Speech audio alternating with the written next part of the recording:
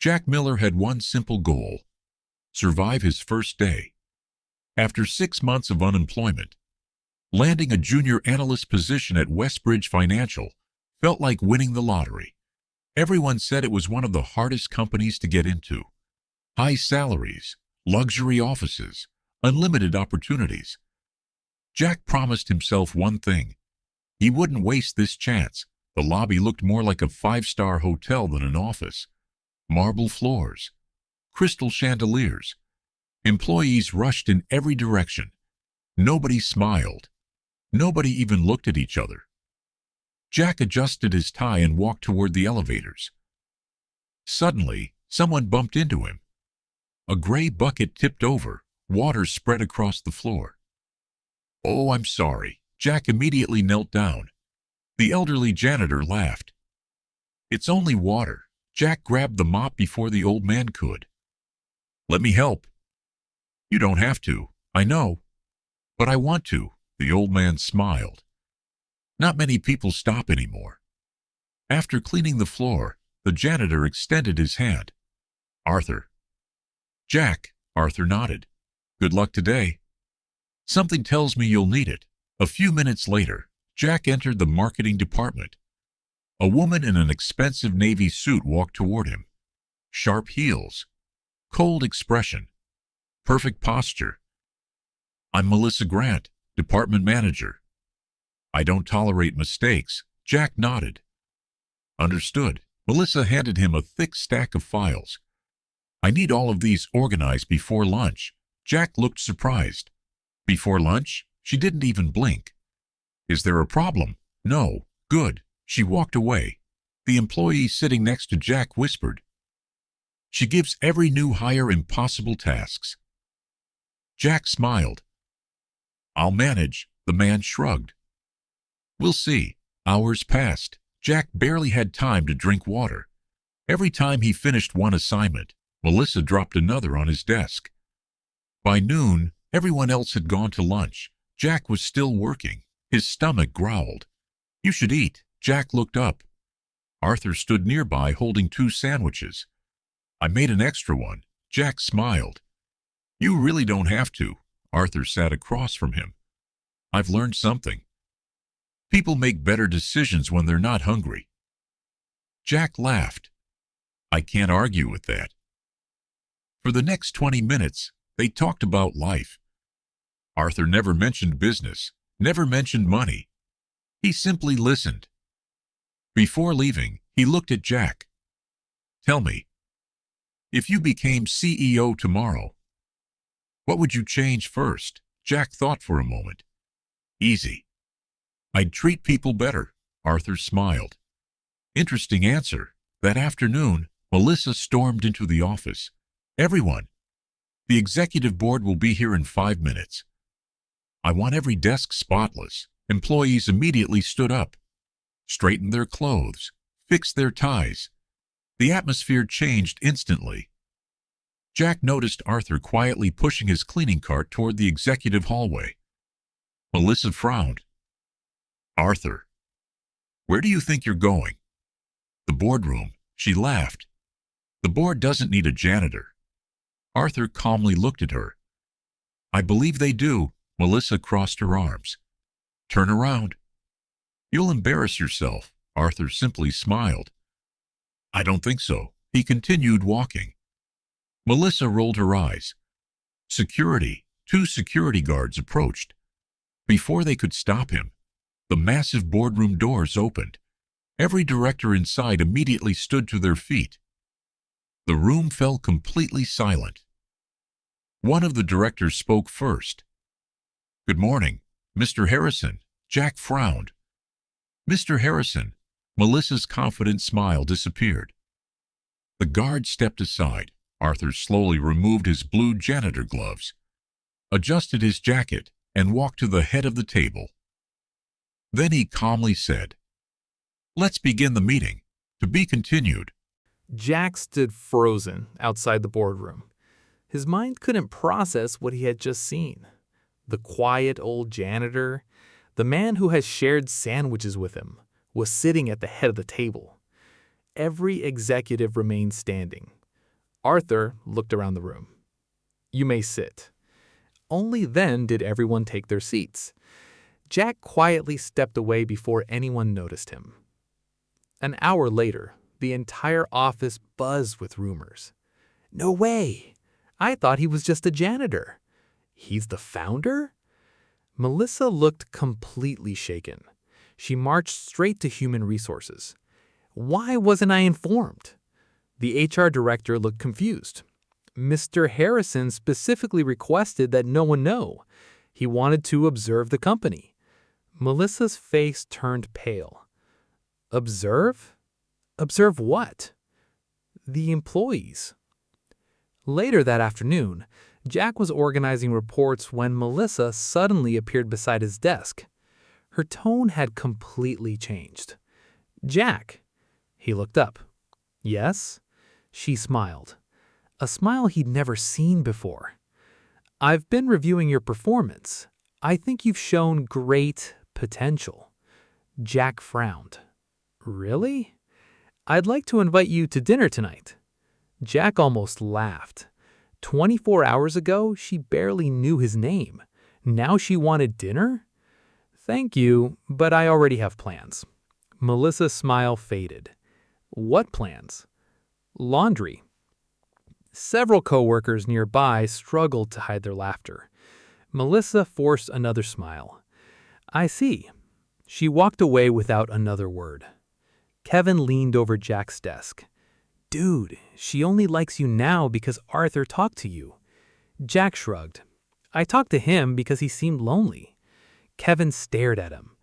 "You're either the luckiest guy in this company or the dumbest." Near the end of the workday, Jack received an unexpected email. From Arthur Harrison. Subject: Dinner? The message was short. "Would you join me at 7 p.m.? No business, just a conversation." Jack hesitated, then replied, "I'd be honored." That evening, a black luxury sedan picked Jack up outside his apartment. He stared at the car. "This has to be a mistake." The driver smiled. "Mr. Harrison sent me." 30 minutes later, they arrived at a quiet lakeside restaurant. No reporters, no bodyguards, just Arthur waiting at a small outdoor table. He stood up. "I'm glad you came." Jack smiled. "I almost wore a better suit." Arthur laughed. "I've worn over 1,000 expensive suits. They never made the food taste better." Jack laughed as he sat down. Dinner felt surprisingly normal. They talked about family, dreams, failure, success. Not once did Arthur mention money. Finally, he asked the same question again. "If you became CEO tomorrow, what would you change first?" Jack answered without hesitation. "I'd make sure every employee felt like they mattered." Arthur smiled. "Good answer." Then his expression became serious. "You know, I didn't become a janitor to test intelligence. I already know who's smart. I became a janitor to find out who's kind." Jack looked at him in silence. Arthur leaned forward. "And so far, only one employee has passed." Jack blinked. "You mean?" Arthur nodded. "I mean you." Before Jack could respond, Arthur's phone rang. He answered. His face disappeared instantly. "What?" He stood up. "When did this happen?" A long silence followed. Finally, he slowly lowered the phone. His face had turned completely pale. "My grandson." Arthur and Jack left the restaurant immediately. The black sedan sped through the city. Neither of them spoke. Finally, Jack broke the silence. "Who took him?" Arthur stared out the window. "I don't know, but I have a feeling this wasn't random." Jack frowned. "What do you mean?" Arthur sighed. "For the past year, someone has been trying to force me to sell the company. I refused." Jack's stomach tightened. "You think they kidnapped your grandson?" Arthur nodded slowly. "It's possible." 20 minutes later, The car entered the underground parking garage beneath Westbridge Financial. The office building was almost empty. Arthur walked directly into a private elevator. Jack followed. The elevator stopped on a floor he had never seen before. There was no company logo, no offices, only a massive security door. Arthur placed his hand on a scanner. The door unlocked. Jack's eyes widened. Behind it was a high-tech command center. Dozens of monitors, security staff, live camera feeds from every company building. "This," whispered Jack, "is inside the company?" Arthur nodded. Very few people know it exists. One of the security officers rushed over. "Mr. Harrison, we've reviewed the footage." Arthur looked up. "Show me." A large screen lit up. The video showed Arthur's grandson leaving his apartment that morning. A black SUV stopped beside him. Two men stepped out. Seconds later, the video froze. The camera feed had been remotely disabled. Jack frowned. "Someone hacked your security system." The officer nodded. Only someone with executive-level access could do that. Arthur's face grew serious. "Which means the person responsible works for us." The room fell silent. Suddenly, another employee hurried toward Arthur. "We found something." He handed Arthur a tablet. Arthur's expression darkened. Jack looked over his shoulder. It was an email, sent only 30 minutes earlier. "Transfer ownership of Westbridge Financial within 48 hours, or you'll never see your grandson." No signature, no demands for money. Only one thing: the company. Jack looked confused. "They don't want a ransom." Arthur slowly shook his head. "No, they want control." Jack thought for a moment. Then something clicked. The cameras. Everyone looked at them. If they had executive access, they didn't need to hack the system. They already had permission. Arthur stared at Jack. "Go on." Someone inside the board helped them. Several executives exchanged nervous glances. Arthur slowly smiled. "For someone who's been here 3 days, you notice a lot." Just then, the lights across the entire floor went out. Darkness. Emergency alarms began to echo through the building. A voice came over the speakers. Cold, calm, almost amused. "Good evening, Arthur. You have exactly 48 hours. Don't bother looking for your grandson, because he's already inside your building." Emergency lights bathed the command center in a dim red glow. The voice disappeared. Silence filled the room. Arthur immediately turned to his security chief. "Lock every exit. No one leaves this building." Within seconds, steel security doors sealed every floor. Employees began panicking. Phones rang non-stop. Nobody knew what was happening. Jack looked at the monitors. "Can we access the security cameras?" The technician shook his head. "Most of them are offline, but a few backup cameras are still working." One screen flickered to life. A young boy appeared, around 12 years old, scared, sitting alone in a small storage room. Arthur whispered, "Ethan, his grandson, alive." Jack leaned closer. "Can you tell where that room is?" The technician zoomed in. Nothing. No windows, no signs, just gray walls. Then Jack noticed something. "Wait, go back." The technician replayed the footage. Jack pointed toward the corner. A yellow safety sign. Arthur frowned. "What about it?" "I saw the exact same sign this morning, near the old maintenance tunnels." The security chief looked surprised. "Those tunnels were closed years ago." Arthur nodded. "But they're still connected to the building." Without hesitation, Arthur grabbed a flashlight. "I'm going." The security chief stepped forward. "It's too dangerous." Arthur looked him in the eye. "That's my grandson." Jack stepped beside him. "I'm coming too." Arthur smiled slightly. "I was hoping you'd say that." 10 minutes later, they entered the abandoned maintenance tunnels beneath the headquarters. The air was cold. Dust covered the floor. Only the sound of their footsteps echoed through the darkness. Suddenly, Jack raised his hand. "Stop." Everyone froze. Fresh footprints. Someone had walked through the tunnel recently. Arthur whispered, "We're close." They followed the tracks. After several minutes, a faint light appeared ahead. Jack slowly peeked around the corner. His heart nearly stopped. Ethan was sitting in a chair. His hands were tied, but he was alone. "No guards?" Jack whispered. Arthur frowned. "It's a trap." Before anyone could react, a heavy steel door slammed shut behind them. Bang! The tunnel shook. A hidden speaker crackled to life. "Congratulations, Arthur. You found your grandson." A pause. "But now, none of you are leaving." Jack immediately pulled on the door. It wouldn't move. Completely locked. Then, the ceiling lights switched on, revealing something that made everyone's blood run cold. The entire tunnel was lined with explosives. A digital timer lit up. 29 minutes, 59 seconds. 29 minutes remained. The countdown continued. 29:42. No one spoke. Arthur stared at the explosives. "They're real." The security chief slowly nodded. "I've seen this type before.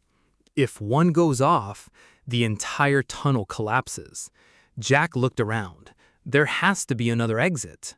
He shined his flashlight across the walls. Nothing. Solid concrete. Then Ethan spoke. "Jack." His voice was barely audible. "They left through that door." He pointed toward a heavy steel gate behind him. Jack tried the handle. Locked. Arthur stepped forward. "Ethan, are you hurt?" The boy shook his head. "They said they only needed me until you arrived." Arthur closed his eyes in relief. The timer reached 27:15. Suddenly, Jack noticed a small control panel beside the gate. Most of the buttons had been smashed. Only one screen still worked. "Authorized access required." Arthur frowned. "My fingerprint won't work." "Why not?" "Because this system was replaced years ago." Jack looked closer. Someone had scratched the name into the metal. M. Reed. Jack's eyes widened. "The CEO." Arthur slowly nodded. "Michael Reed, my own CEO. He betrayed us." Just then, the speakers turned on again. Michael's voice echoed through the tunnel. "I warned you, Arthur. You should have sold the company." Arthur looked toward the ceiling. "You'll never get away with this." Michael laughed. "I already have. By the time the police arrive, there won't be enough evidence left." The connection ended. Jack refused to give up. He looked at the damaged keypad again, then at the loose wires hanging from it. "I think I can bypass it." Arthur looked surprised. "You know electronics?" "My father repaired elevators. He taught me a few things." Jack carefully removed the broken cover. He connected 2 wires. Nothing. He tried again. A spark. The screen flickered. Access denied. The timer showed 18:03. Everyone watched in silence. Jack took a deep breath. One more attempt. He switched to cables. The panel beeped. Access granted. The steel gate slowly opened. Arthur untied Ethan immediately. "Let's go." The 4 of them sprinted through the passage. Behind them, the countdown reached 0. A deafening explosion shook the tunnels. Concrete crashed to the ground. A wave of dust rushed past them. They barely escaped before the entire corridor collapsed. Outside, police cars surrounded the building. FBI agents rushed toward Arthur. One of them shouted, "We found Michael Reed!" But he's trying to escape by helicopter. Arthur looked at Jack. This isn't over yet. Police officers flooded the rooftop. Above them, a black helicopter slowly lifted into the air. Michael Reed stood inside the open door. He looked down at Arthur and smiled. "You should have retired while you had the chance." Arthur didn't answer. Instead, he calmly looked at one of the FBI agents. "Did you get the server?" The agent smiled. "We did." Michael's smile instantly disappeared. "What?" The FBI agent held up a small black hard drive. "This contains every financial record your organization tried to erase." Michael's face turned pale. "That's impossible." Arthur smiled for the first time all day. I built this company.